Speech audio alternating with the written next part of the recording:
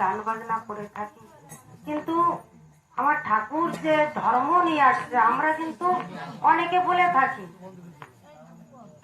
যে রাম হরি, কৃষ্ণ হরি, শ্রী গৌরাঙ্গ হরি, হরিচান আসল হরি, পূর্ণানন্দ হরি।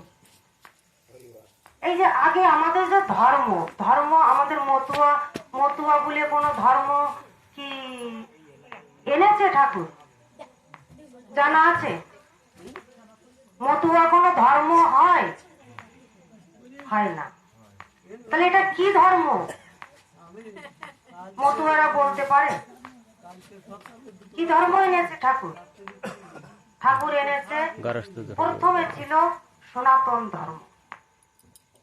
যা কিছু আছে পরবর্তীকালে থাকবে বা ছিল, এটা হচ্ছে সনাতন। তাহলে এখন আমার ঠাকুর যে পুরো গম্য সূক্ষ্ম সনাতন ধর্ম আনিছে, তো এতটা অক্ষরেতে মিলিয়ে নিয়ে আসছে, তো এতে কোনো কারণ তো আছে। আমরা তো সবকিছুই বলি যে ও সব একই। একই যদি হতো তাহলে আমার হরিগুরুচানের কোনো আশা লাগতো না। তাহলে আমার ঠাকুর যে আদর্শ আনিছে, ঠাকুর বলছে দেখো, গৃহ ধর্ম সু আদর্শ সব দিয়া হলো, জীবে কি বুঝিল। এই যে যে শব্দটা বলেছে আমাদের জন্যই বলেছে। রাম আসুক, কৃষ্ণ আসুক, কেউ কিন্তু আমাদের অহিতের জন্য আসে নাই, আমাদের এই জীবের কল্যাণের জন্যই আসা তার। কিন্তু আমরা যে এত নিচে স্তরে নেমে গিয়েছি, কিন্তু ওই সাধনায় আমাদের কুল পায় নাই। তাই আমার হরিগুরুচান এই গারস্থ আশ্রম নিয়ে আসছে।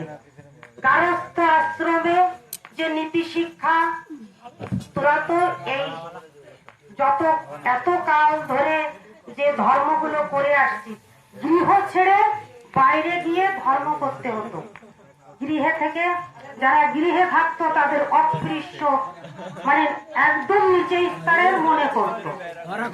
এই জন্য আমার ঠাকুর বলেছে, তোরা এই গৃহে থাকিয়া যার হয় বাবুদায়, সেই সে পরম সাধু জানিবে নিশ্চয়। তাই এই গারস্থ আশ্রম সুন্দর যে নীতিগুলো আমার হরিগুরুচাঁদ দিয়েছে। আর এই যে আমি মাইক ধরে কথা বলছি, এই অধিকারটাও আমার হরিগুরুচাঁদ দিয়েছে। আগে কিন্তু আমাদের পূর্বে পূর্বে কোথাও ছিল না। আমাদের তো এই আসরে বসারও অধিকার ছিল না, এটাও আমার হরিগুরুচাঁদ দিয়েছে। তাই হরিগুরুচাঁদ আমার পরম বান্ধব, বা আমার এর মতন বান্ধব আর নাই। তাই পতিতের ভালোবাসি, পতিতের ঘরে আসি, পতিত পাবন শ্রী হরি। এত সুন্দর আদর্শ দেওয়ার পরেও আমরা যে মতুয়া ধর্ম গ্রহণ করে, এই যে মতুয়া যে ধর্ম, এটা হয় না। আমরা মতুয়া কখন থেকে, এই যে কৃষ্ণ সম্প্রদায় যারা, তারা কি মতুয়া হতে পারে না? এরাও মতুয়া হতে পারে। যে লোকটা নামে প্রেমে মাতোহারা থাকে সেই মতুয়া হয়। তাই আমরা এই আচারমালা ধারণ করে যে আমরা মতুয়া তা নয়। মতুয়া কৃষ্ণ ভক্ত হতে পারে যদি সেই নামে প্রেমে মেতে থাকে।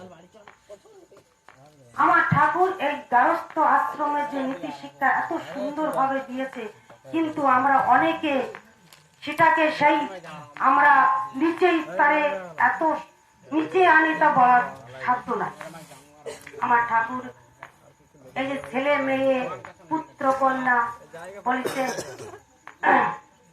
শিক্ষা দিতে করিবে ভিক্ষা, আমাকে বাসো বানা বাসো ভালো, তাতে ক্ষতি নাই, ছেলে মেয়ে শিক্ষা দাও তাই আমি চাই।